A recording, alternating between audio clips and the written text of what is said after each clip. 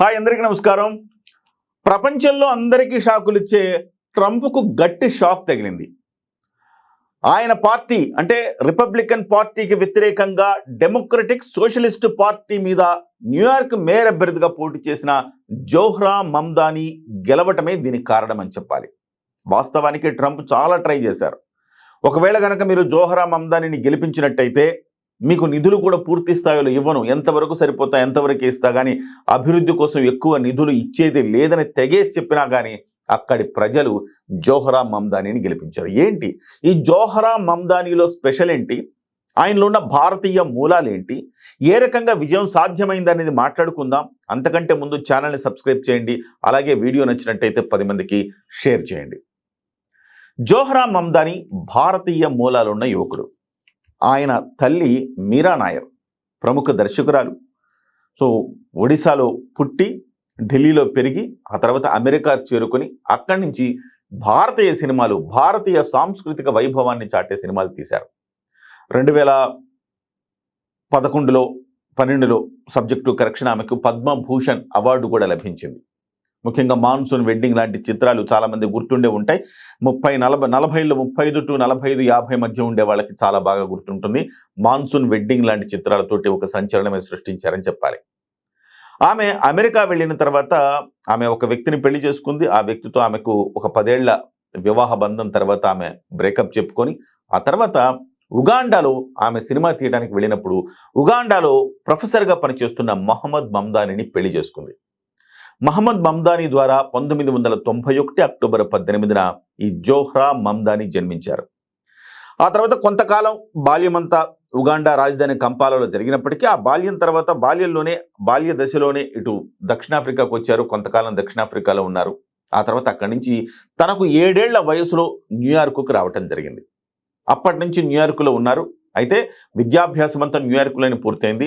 2018కి కానీ ఆయన శాశ్వత పౌరుడు కాలేకపోయారు జోహ్రా మమ్దాని.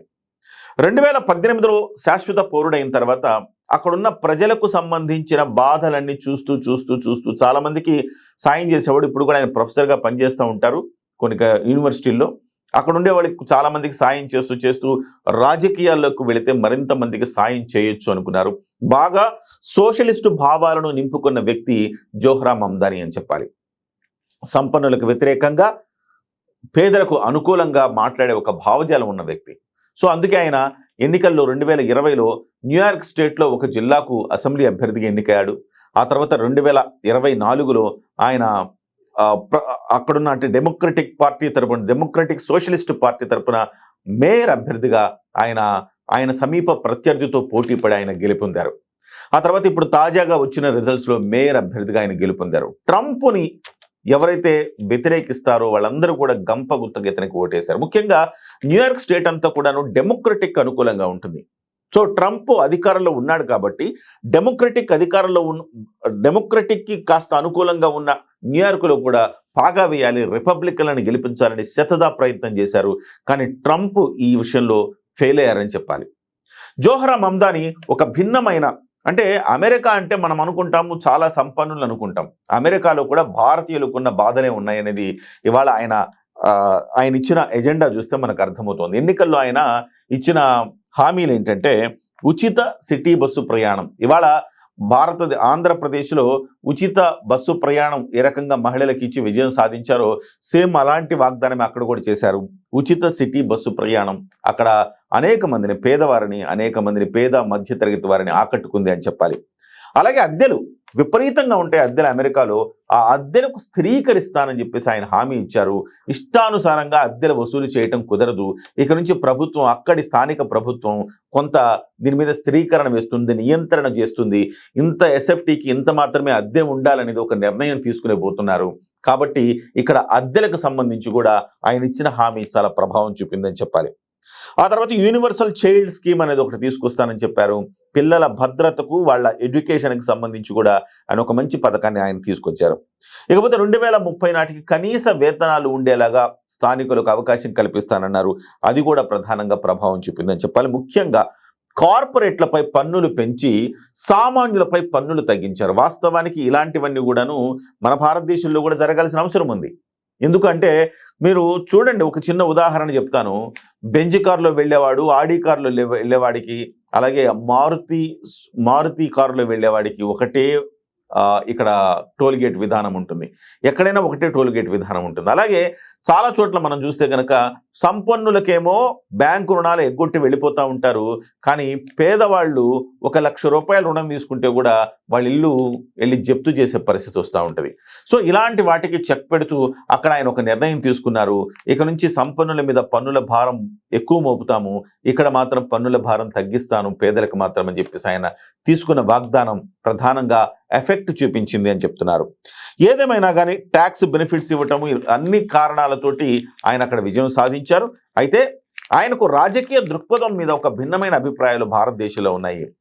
భారతదేశంలో విచిత్రంగా అటు కాంగ్రెస్ పార్టీ ఇటు బీజేపీ రెండూ కూడా జోహ్రా మమ్దాని భావజాలాన్ని వ్యతిరేకిస్తూ ఉన్నాయి. అఫ్ కోర్స్ ఆయన భావజాలం సోషలిస్ట్ భావజాలం వరకు బాగానే ఉంటుంది, కానీ భారతీయ వ్యతిరేకత ఆయనలో ఉంది అని చెప్పి మాట్లాడుకుంటూ ఉంటాయి.